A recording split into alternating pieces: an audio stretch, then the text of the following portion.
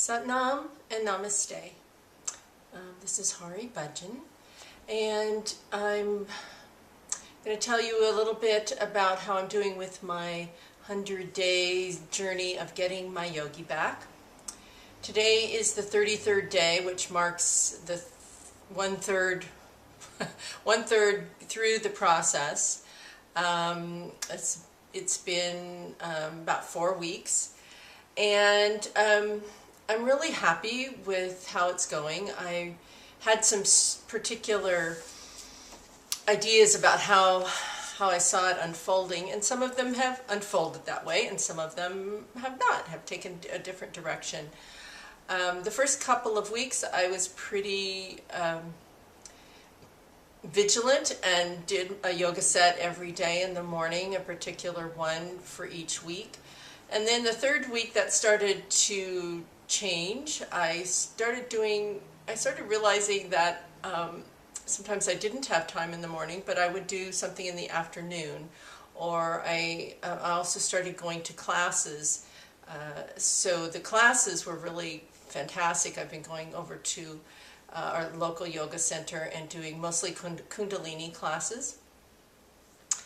And so what I decided was that, or found that during the day, sometimes in the afternoon or midday, I'd be like sitting at my desk and my shoulders would be up to my ears and my back would start to hurt, and I'd say my head would start to ache from thinking so much. So I would just take a yoga break and go out in the living room and do some breathing, some yoga, maybe even do a short set.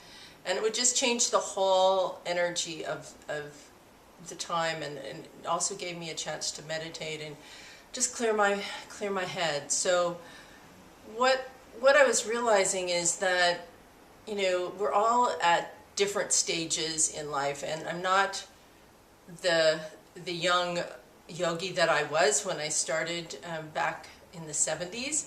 So I need to be a little more gentle with myself. I would go to a class, and I'm just like wiped out the next day and barely can move, and because I'm so sore. So I try to be a little more gentle with myself. I'm trying to understand what my needs are, and I think that's perfect. That's what yoga is about. It's not about following a strict path. It's following some guidelines and realizing who you are. Are you young? Are you old? Female? Male? Do you have certain disabilities or proclivities as far as your body or your mind? And so what really serves you in this time and space? So I think that has been such a valuable lesson for me. And and on the other side, I completely want to stay in a space of commitment and discipline, so that I do push myself beyond what I would prefer to do sometimes. So I'm trying to understand that yoga is integrated into my life and make it a really valuable piece of what makes me happy, what makes me relaxed, and uplifts my spirit. So, and speaking of uplifting one's spirit, I wanted to share with you a really simple exercise that is a part of a set I was doing. And in this set, it did indicate that this is an exercise you can do when you're feeling worried about something, or overly concerned, and it just kind of shakes up the energy and gets you out of that space. It's kind of fun, and it's very easy. So if you'd like to join in, you can, or take this, just try it and then remember it when you're sitting at a bus station, or you're at work, or the kids are driving you nuts, run in the bathroom, and you can do this one. Okay, so what you do is you bring your arms up at the heart center, parallel to the ground, about 6 inches from the heart, palms down, right hand over the left, and close your eyes. And breathe long and deep and begin rotating the hands in a circular motion as you breathe. So you're just rotating them around, and keep a really strong, steady rhythm and relaxing as you breathe long and deep. And you do this for 1.5 minutes. And I imagine you can do it for longer if you'd like to. The 1.5 minutes was what was prescribed for this particular set. So, and then when you finish, you inhale deeply and bring your hands steady and strong and pull your spine up.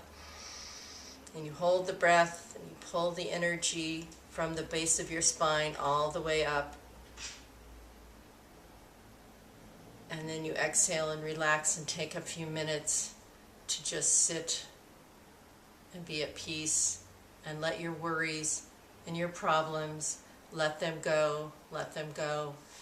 You know, fixating on something, on a negative or a problem, doesn't really solve it. Through just allowing the space for the answers to come it's such a kind of, I guess it's an intuitive way to do things, but it's also counterintuitive to the way we've been taught we have to figure things out. Often the answers are so clearly within us, but we cover them up with all our shoulds and have-tos and fears and and insecurities. So anyway, yogis out there, I'm pulling for you all, and I will check in with you again in a couple of weeks. Keep up, keep on going, keep turning those beautiful turn your coal into diamonds. Through bringing a little bit of pressure to bear on yourself. Just get out there, get to yoga class,